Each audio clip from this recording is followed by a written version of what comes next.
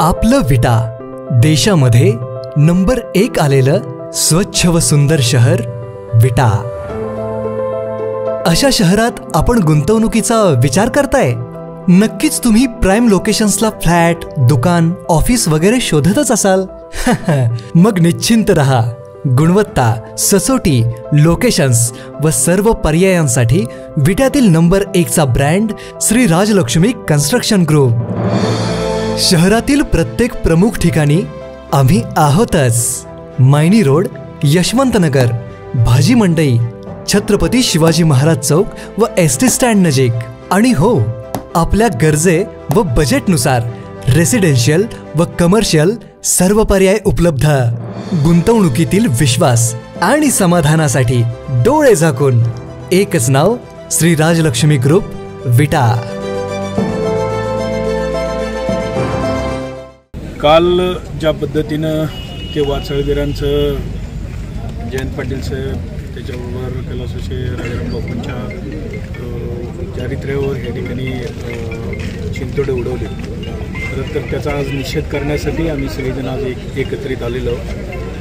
ज्या पद्धतीनं हे वाचाळवीर आत्तापर्यंत आपल्या वाचाळासाठीच प्रसिद्ध आहे, आज आमच्या जत तालुक्यातल्या लोकांना काहीतरी अपेक्षित होतं, त्या पद्धतीनं थोडंफार सहकार्य करून किंवा जे आज आमचे नेते राहुल गांधी या ठिकाणी ज्या मत चोरीच्या विरोधात मोठ्या प्रमाणावर आंदोलन उभं करत आहेत, त्या गडबड घोटाळ्यानं हे झालेले आमदार आहेत। त्यामुळं या सगळ्या गोष्टीचा आम्ही निषेध करतोय, कारण हा महाराष्ट्र हा सुसंस्कृत महाराष्ट्र आहे। कोणत्याही या महाराष्ट्रातल्या लोकांना किंवा या भारतातल्या लोकांना आपल्या आई वडिलांबरोबर जे काही आपण बोलतो ते कधी हे खपणार नाही, कारण ते आपल्या पालकस्थानी आहेत आणि त्या पद्धतीनं त्यांचे संस्कार आपल्यावर असतात।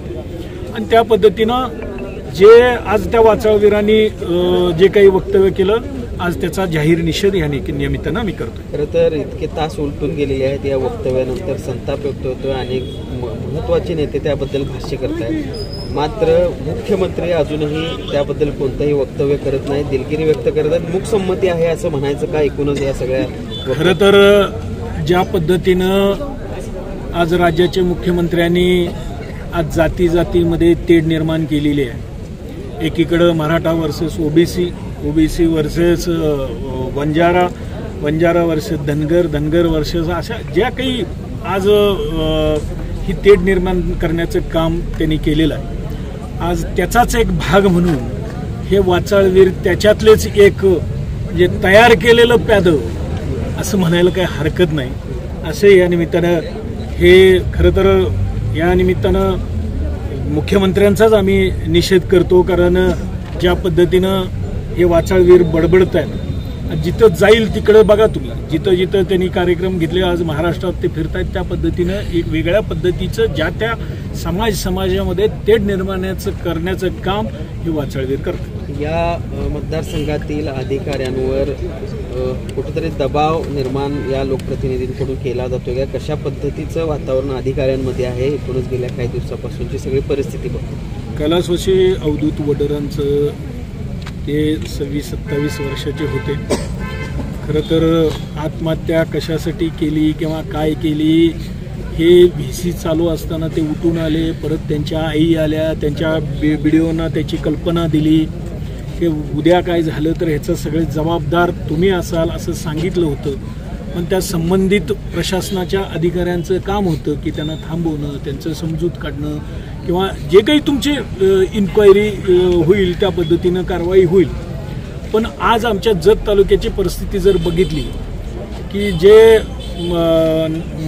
मनरेगा त्याचबरोबर नरेगाची जी काही कामं या तालुक्यात पूर्वी झाली, ते ह्या ठिकाणी हे 2च व्यक्ती आहेत ज्यांच्यावर या कुटुंबानं आरोप केले, ते सुद्धा त्यात इन्व्हॉल्व आहेत। दुसरे माजी जिल्हा परिषद सदस्य सरदार पाटील, सुनील पवार, हे पहिल्यापासून यांचं कामच आहे की त्या अधिकाऱ्यांना ब्लॅकमेल करणं आणि हे चुकीच्या पद्धतीनं ब्लॅकमेल त्या अधिकाऱ्यांना करून सह्या घेऊन BMB करणं आणि त्याची बिलं काढणं, ही प्रवृत्तीच त्यांची आहे.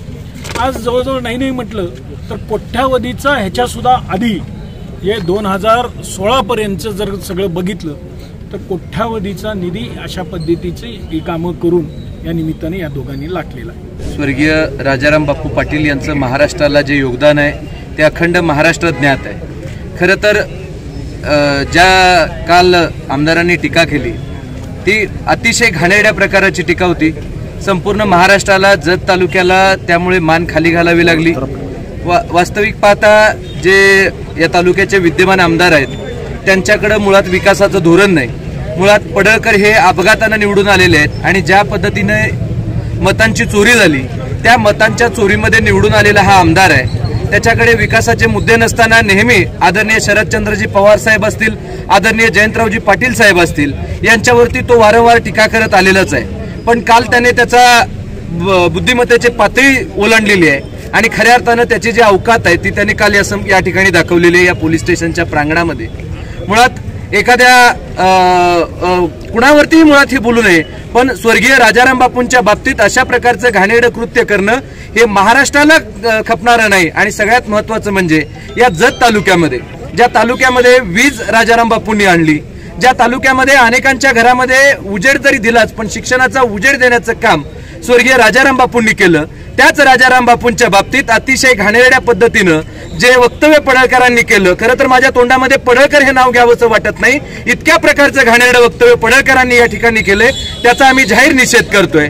आणि सह्याद्रीची उंची लाभलेले आमचे आदरणीय नेते जयंतरावजी पाटील साहेब आहेत. खरं तर हत्ती चले बाजार आणि कुत्ते भुके हजार अशा श्वानांकडे कधी आमचे साहेब लक्ष देत नाहीत आणि आवर्जून आम्हा सगळ्यांना त्यांचं सांगणं असतं की अशा ज्यांच्याकडे बुद्धिहीन बालिश वाचावीर आहेत यांच्याकडे दुर्लक्ष करायचं.